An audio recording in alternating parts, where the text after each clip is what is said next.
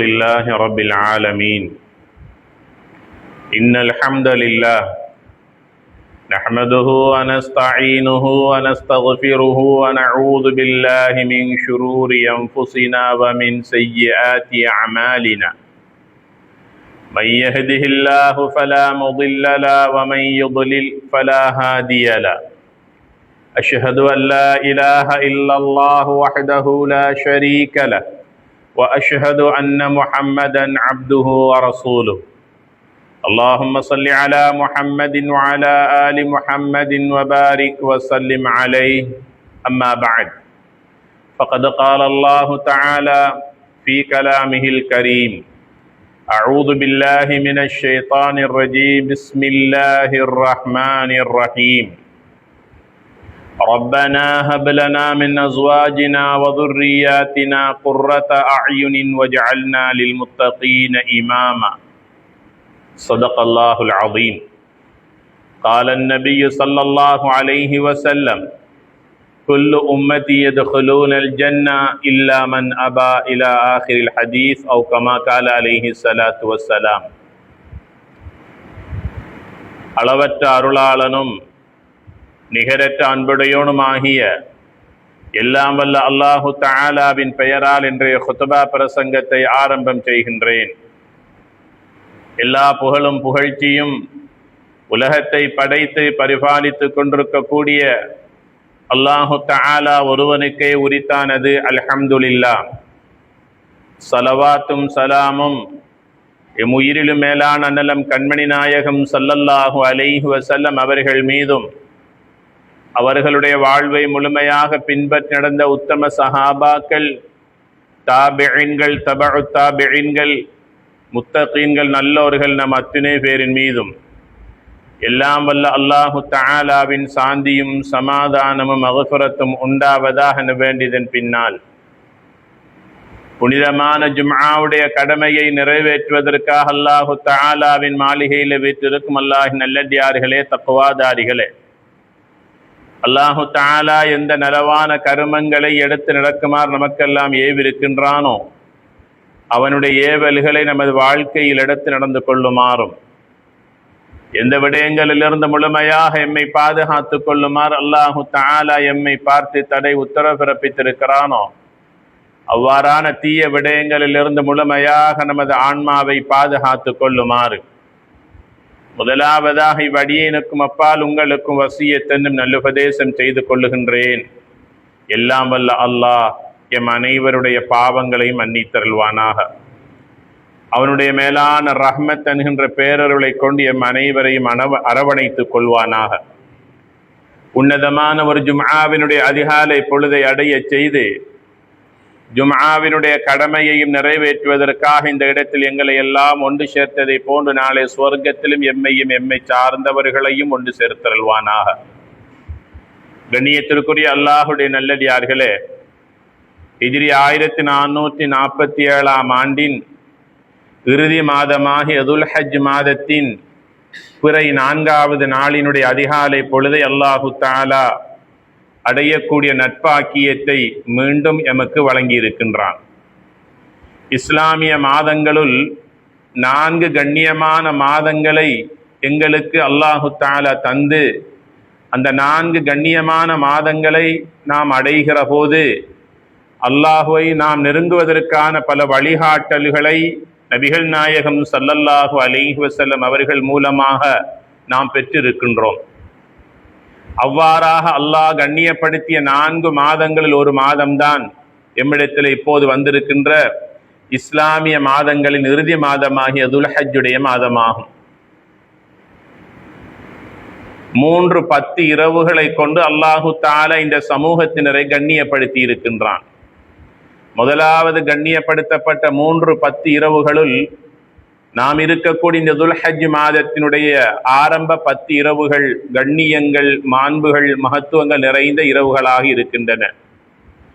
நாங்கள் அடிக்கடி ஓதக்கூடிய வல் ஃபஜ்ரி வ லயாலின் ஆஷ், ஃபஜ்ர் நேரத்தின் மீது சத்தியமாக, 10 இரவுகள் மீது சத்தியமாக என்று அல்லாஹு தஆலா சத்தியம் செய்கின்ற இந்த 10 இரவுகள் துல் ஹஜ் மாதத்தின் ஆரம்ப 10 இரவுகள் என்று அல் குர்ஆனுடைய விரிவுரையாளர்களுள் முக்கியமான இடத்தில் இருக்கக்கூடிய முதன்மையானவராக திகழ்கின்ற இப்னு அப்பாஸ் ரலியல்லாஹு தஆலா அன்ஹு அவர்கள் கருத்து கூறுகிறார்கள்.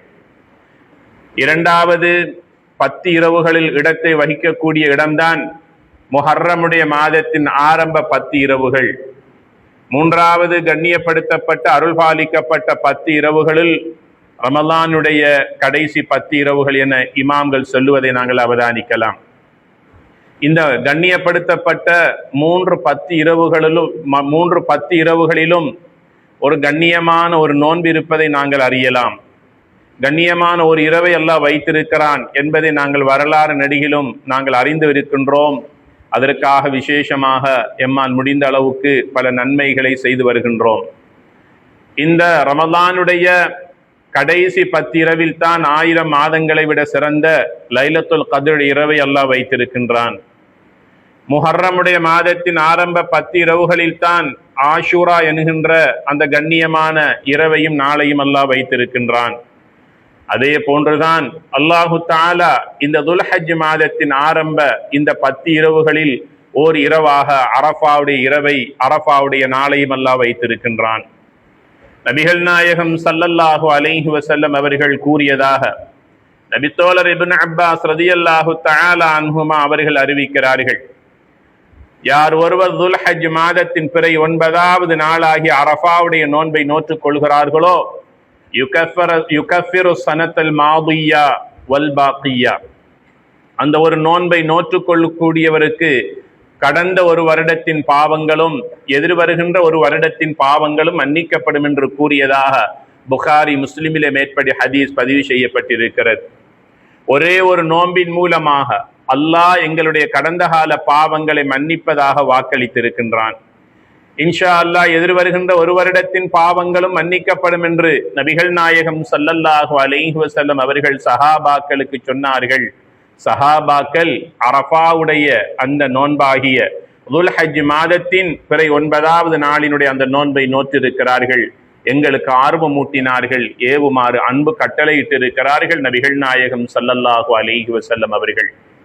அந்த அடிப்படையில் நமது நாட்டிலே இன்ஷா அல்லாஹ் எதிர்வருகின்ற 27ஆம் திகதி புதன்கிழமை துல்ஹஜ் மாதத்தின் பிறை 9வது நாளினுடைய அந்த நன்னாளாகும், அரஃபாவுடைய நோன்பை நோக்கக்கூடிய நாளாகும்.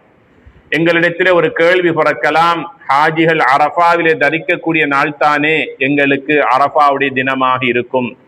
அந்த கேள்விக்கான பதிலை நாம் சுருக்கமாக உங்களுக்கு சொல்லுவதற்கு விளைகின்றேன். துல்ஹஜ் மாதத்தின் பிறை 9வது நாள் தான் அந்த நோன்பு நோட்பது எங்களுக்கு சுன்னத்தாகும். ஆக துல்ஹஜ் பிறை 9 எப்போது வருகிறதோ, யார் எந்த நாட்டில் எந்த ஊரில் எந்த இடத்தில் அந்த துல்ஹஜ் பிறை 9 அடைகிறாரோ அன்றைய நாளில் அவர் நோன்பு நோற்றுக் கொள்ள வேண்டும். அந்த அடிப்படையில் எமது நாட்டு முஸ்லிம்களாகிய நாங்கள் கொழும்பு பெரிய பள்ளிவாசலின் மூலமாக அறிவிக்கப்பட்ட அந்த பிறையின் தீர்மானத்தின் பிரகாரம் எங்களுடைய துல்ஹஜ் மாதத்தின் பிறை 9வது நாள் எதிர்வருகின்ற புதன்கிழமை 27ஆம் திகதியாகும். ஆக கண்ணியத்திற்குரிய பெருமக்களே, இவ்வாறான ஒரு சுன்னத்தான அமல்களை செய்வதற்கு நாங்கள் அதிக ஆர்வம் காட்ட வேண்டும். அதற்காக இப்போதிருந்தே தயாராக வேண்டும். இப்போதெல்லாம் எங்களுடைய காதிலே ஒலிக்கக்கூடிய ஒரு வார்த்தை தான் லப்பைக் அல்லாஹும்ம லப்பைக் லப்பைக் லா ஷரீக லக லப்பைக் இன்னல் ஹம்த வன் நிஅமத லக வல் முல்க் லா ஷரீக லக் என்ற அந்த தல்பியா முழக்கம்தான் எங்களுடைய காதிலே எல்லாம் இப்போது ஒலித்துக் கொண்டிருக்கிறது. நமது நாட்டிலிருந்தும் உலகளாவிய ரீதியிலிருந்தும் அந்த புனிதமான ஹஜ்ஜுடைய கடமை நிறைவேற்றுவதற்காக லட்சக்கணக்கான ஹாஜிகள் இஹ்ராம் அணிந்த நிலையில் மக்காவை இன்று முற்றுகையிட்டு மக்காவிலே இன்று காலங்களை கழித்துக் கொண்டிருக்கக்கூடிய ஒரு காலத்தை நாம் இப்போது பார்த்து கொண்டிருக்கிறோம். வசதி படைத்த மக்களுக்கு அல்லாஹு தஆலா அந்த ஹஜ்ஜுடைய கடமையை பரலாக்கி இருக்கின்றான். அந்த கடமையை கடந்த வருடங்களில் எம்மில் பல பேர் நிறைவேற்றினார்கள். இந்த வருடமும் பல பேர் எங்களை விட்டு அந்த ஹஜ்ஜை நிறைவேற்றுவதற்காக சென்றிருக்கிறார்கள். யாருக்கெல்லாம் அந்த ஹஜ்ஜை நிறைவேற்ற வேண்டும் என்ற ஆசை, உறுதியான நிய்யத் இருக்கிறதோ அப்பேற்பட்ட எல்லோருக்கும் அந்த பாக்கியத்தை அல்லாஹ் வாழ்க்கையின் இறுதி தருவாய்க்கு முன்னால் அடையக்கூடிய பாக்கியத்தை தந்தருள்வானாக. ஹஜ்ஜை நிறைவேற்றக்கூடிய அனைத்து ஹாஜிகளுடைய ஹஜ்ஜையும் ஹஜ் மப்ரூரானதாக அல்லாஹ் கபூல் செய்து நாட்டுக்கும் வீட்டுக்கும் குடும்பத்தோடு சுகமாக வந்து சேரையா அல்லாஹ் நீ தௌஃபீக் செய்வாயாக. கண்ணியத்திற்குரிய பெருமக்களே, ஹஜ்ஜிக்கு செல்லாமல் நாட்டிலே வீட்டில் இருக்கக்கூடிய எமக்கும் ஹஜ்ஜுடைய நன்மைகளை அடைந்து கொள்வதற்கான சில அமல்களை நபிகள் நாயகம் ஸல்லல்லாஹு அலைஹி வஸல்லம் அவர்கள் நமக்கு அறிமுகப்படுத்தி இருக்கிறார்கள். ஏன் தெரியுமா? இந்த உலகத்திலே நாம் வாழக்கூடிய வாழ்க்கை என்பது ஒரு குறுகிய கொஞ்ச கால வாழ்க்கை அல்லாஹ் எங்களுக்கு தந்திருக்கிறான். 60 வருடங்களுக்கும் 70 வருடங்களுக்கும் இடையிலே தான் என் சமூகத்தினுடைய வாழ்வின் ஆயுட்காலம் என்று எங்களுடைய ஆயுட்காலத்தை எங்களுக்கு குறிப்பிட்டு காட்டினார்கள் நபிகள் நாயகம் ஸல்லல்லாஹு அலைஹி வஸல்லம் அவர்கள். ஆக இந்த குறுகிய கால வாழ்க்கை வாழக்கூடிய எமக்கு அந்த உன்னதமான சுவனபாக்கியத்தை அடைந்து கொள்வதற்கு நாங்கள் செய்யக்கூடிய அற்பமான சொற்பமான இந்த அமல்கள் போதாது கண்ணியத்திற்குரியவர்களே, அந்த சொர்க்கத்தை அடைந்து கொள்வதற்கு. அதற்காகத்தான் நபிகள் நாயகம் ஸல்லல்லாஹு அலைஹி வஸல்லம் அவர்கள் என் உம்மத்தில் இருக்கக்கூடியவர்கள் பிரம்மாண்டமான நன்மைகளோடு அந்த சுவனபாக்கியத்தை அடைந்து கொள்ள வேண்டும் என்பதற்காக சிறிய சிறிய செய்வதற்கு இலகுவான அமல்களை எங்களுக்கு அறிமுகப்படுத்தினார்கள். வாழ்க்கையில் அவர்கள் செய்தார்கள், செய்யுமாறு எங்களுக்கு ஏவினார்கள். அந்த அமல்களை செய்கிற போது ஹஜ்ஜினுடைய சவாபை நாம் பெற்றுக்கொள்ளலாம். அந்த வகையிலே நபிகளார் ஸல்லல்லாஹு அலைஹி வஸல்லம் அவர்கள் 8 அமல்களை எங்களுக்கு அறிமுகப்படுத்துகிறார்கள். இந்த 8 அமல்களை செய்கின்றவர்களுக்கு ஹஜ்ஜினுடைய சவாபு கிடைக்கும் என்று சொல்லுகிறார்கள். அந்த வகையில் ஹஜ்ஜினுடைய சவாபை பெற்று தருகின்ற முதலாவது அமல் எது தெரியுமா? நபிகள் நாயகம் ஸல்லல்லாஹு அலைஹி வஸல்லம் சொன்னார்கள், யார் ஒருவர் சுபஹினுடைய தொழுகையை தொழுது முடித்து சூரியன் உதயமாகின்ற வரைக்கும் அதே இடத்திலே உது முறியாத நிலையில் உட்கார்ந்திருந்து ஜிக்ரு செய்வதிலும் தஸ்பீஹ் செய்வதிலும் குர்ஆன் ஓதுவதிலும் இன்ன பல அமல்கள் செய்வதிலும் உட்கார்ந்திருந்து சூரியன் உதயமாகியதற்கு பிறகு கொஞ்ச நேரம் தாமதித்து அந்த இடத்திலே 2 ரக்காத் எழுந்து தொழுகின்றாரோ அவருக்கு அல்லாஹு தஆலா ஹஜ்ஜினுடைய சவாபையும் கொடுப்பான், உம்ராவுடைய சவாபையும் கொடுப்பான். சொல்லிய நபிகளார் ஸல்லல்லாஹு அலைஹி வஸல்லம் சொல்லுகிறார்கள், தாம்மத்தன் தாம்மத்தன், குறைவில்லாத நன்மைகளை வழங்குவான், குறைவில்லாத நன்மைகளை வழங்குவான் என்ற வார்த்தைகளையும் நபிகளார் ஸல்லல்லாஹு அலைஹி வஸல்லம் இங்கே உபயோகிக்கிறார்கள். சிந்திக்க வேண்டும் கண்ணியத்திற்குரியவர்களே. நாளாந்த ஹஜ்ஜினுடைய சவாபை பெற்றுக் கொள்ளுகின்ற வழிமுறைகளை எங்களுக்கு காட்டி தருகிறார்கள். நாளாந்த உம்ராவுடைய சவாபை நன்மையை பெற்று தருகின்ற அமல்களை எங்களுக்கு சொல்லித் தருகிறார்கள் நபிகளார் ஸல்லல்லாஹு அலைஹி வஸல்லம் அவர்கள். ஃபஜ்ருடைய தொழுகையை தொழுது கொண்டீர்களா? அவசர தேவையில்லாத நீங்கள் ஓரிடத்தில் அதே இடத்தில் உட்காருங்கள். சூரியன் உதயமாகின்ற நேரம் வரைக்கும் அல்லாஹ்வை தஸ்பீஹ் செய்யுங்கள். சுப்ஹானல்லாஹ் சுப்ஹானல்லாஹி வ பிஹம்திஹி சுப்ஹானல்லாஹில் அஸீம். அஸ்தக்ஃபிருல்லாஹ், இஸ்திக்ஃபார் செய்யுங்கள். லா இலாஹ இல்லல்லாஹ், அல்லாஹுவை நீங்கள் ஓர்மைப்படுத்துங்கள். அல்லாஹு அக்பர் அல்லாஹு அக்பர் அல்லாஹு அக்பர், அல்லாஹுவை பெருமைப்படுத்துங்கள். அல்லாஹும்ம ஸல்லி அலா முஹம்மதின் வ அலா ஆலி முஹம்மத். எம் உயிரிலும் மேலான நபிகள் நாயகம் ஸல்லல்லாஹு அலைஹி வஸல்லம் அவர்கள் மீது ஸலவாத்தை சொல்லுங்கள். பரிசுத்தமான அல் குர்ஆனை ஓதுங்கள். இவைகளை எல்லாம் செய்து முடித்ததற்கு பிறகு ரப்பிடத்திலே கையேந்தி துஆ கேளுங்கள். சூரியன் உதயமாகின்ற நேரம் வரைக்கும். சூரியன் உதயமாகியதற்கு பிறகு சற்று நேரம் கழித்து அந்த இஷ்ராக்குடைய நேரம், அந்த நேரத்திலே எழுந்து அதே இடத்திலே 2 ரக்காத்துக்கள் தொழுது கொள்ளுங்கள். கண்ணியத்திற்குரியவர்களே, அந்த 2 ரக்காத்துக்களுக்கு அல்லாஹ் தருகின்ற கூலி, முதலாவது ஹஜ்ஜினுடைய சவாப், 2வது உம்ராவுடைய சவாபை தருகிறான் என்று நபிகள் நாயகம் ஸல்லல்லாஹு அலைஹி வஸல்லம் எங்களுக்கு நன்மாராயம் சொல்லி இருக்கிறார்கள். மதீனாவிலே வாழ்ந்த ஒரு அன்சாரி பெண்மணி இருந்தால், அந்த அன்சாரி பெண்மணியினுடைய பெயர் உம்மு சினான் ரலியல்லாஹு அன்ஹா அவர்கள்.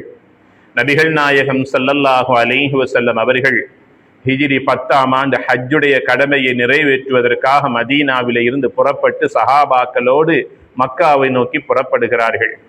அந்த நேரத்திலே அந்த பெண்மணி உம்மு சினான் ரலியல்லாஹு அன்ஹா அன்சாரி பெண்மணி நபிகளிடத்திலே வருகிற போது நபிகள் நாயகம் ஸல்லல்லாஹு அலைஹி வஸல்லம் அவர்கள் அந்த பெண்மணியை பார்த்து கேட்டார்கள், உம்மு சினான், உங்களுடைய கணவர் உங்களுடைய பிள்ளைகள் எல்லாம் எங்களோட ஹஜ்ஜுக்கு வருகிறார்கள், நீங்கள் வரவில்லையா என்று கேட்டார்கள். அந்த உம்மு சினான் ரலியல்லாஹு அன்ஹா சொன்னார்கள், நபியே நாயகமே, உங்களோட ஹஜ்ஜிக்கு வர வேண்டும் என்று என்னுடைய உள்ளமெல்லாம் நிரப்பமான ஆசை இருக்கிறது. ஆனால் வருவதற்கான வாகனம் ஒட்டகம் 2 மாத்திரம்தான் இருக்கிறது. அதில் ஒன்றில் மகன் வருகிறார், அடுத்ததில் என்னுடைய கணவன் பயணிப்பதற்காக வைத்திருக்கிறார். பயணிப்பதற்கு எனக்கு வாகனம் இல்லாமல் இருக்கிறது என்ற காரணத்தை சொன்னபோது நபிகளார் ஸல்லல்லாஹு அலைஹி வஸல்லம் சொன்னார்கள், அப்படியா, ரமலானில் நீங்கள் ஒரு உம்ராவை செய்யுங்கள், என்னோடு ஹஜ்ஜி செய்த சவாபு கிடைக்கும் என்று நபிகள் நாயகம் ஸல்லல்லாஹு அலைஹி வஸல்லம் அவர்கள் அந்த உம்மு சினான் ரலியல்லாஹு அன்ஹா அவர்களுக்கு சொன்னதாக புகாரி முஸ்லிமில் இந்த ஹதீஸ் பதிவு செய்யப்பட்டிருக்கிறது. ரமலானுடைய காலத்தில் ஒரு உம்ராவை யார் ஒருவர் நிறைவேற்றுகிறாரோ அவருக்கு ஹஜ்ஜுடைய சவாபு கிடைக்கும் என்று சொல்லுகிறார்கள். இன்னும் ஒரு அறிவிப்பின் பிரகாரம் சொல்லுகிறார்கள், அந்த ஹஜ் என்னோடு ஹஜ் செய்த சவாபு கிடைக்கும் ரமலானுடைய உம்ரா என்று சொன்னார்கள் நபிகள் நாயகம் ஸல்லல்லாஹு அலைஹி வஸல்லம் அவர்கள். ஆக ஹஜ்ஜினுடைய சவாபை பெற்று தருகின்ற 2வது அமல், ரமலானில் யார் ஒருவர் உம்ரா செய்கிறாரோ அவருக்கு அந்த நன்மை கிடைக்கப் பெறுகிறது. ஹஜ்ஜினுடைய சவாபை பெற்று தருகின்ற 3வது அமல், நபிகள் நாயகம் ஸல்லல்லாஹு அலைஹி வஸல்லம் சொல்லுகிறார்கள், ஒரு இல்மை பயனளிக்கக்கூடிய ஒரு அறிவை கற்றுக்கொள்வதற்காகவும் கற்றுக் கொடுப்பதற்காகவும், பயனளிக்கக்கூடிய ஒரு இல்மை படிப்பதற்காகவும் மற்றவர்களுக்கு படித்து கொடுப்பதற்காகவும் யார் ஒருவர் செல்லுகின்றாரோ கற்றுக்கொண்டவருக்கும் கற்றுக் கொடுத்தவருக்கும் ஹஜ்ஜினுடைய சவாபு கிடைக்கும் என்று நபிகள் நாயகம் ஸல்லல்லாஹு அலைஹி வஸல்லம் அவர்கள் கூறியதாக அபூதாவுத் திர்மிதியில் இந்த ஹதீஸ் பதிவு செய்யப்பட்டிருக்கிறது. ஆக இல்மை கற்றுக்கொள்வதும் சவாபுக்குரியது, கற்றுக்கொண்ட இல்மை மற்றவர்களுக்கு கற்றுக் கொடுப்பதும் சவாபுக்குரியது, நன்மைக்குரியது.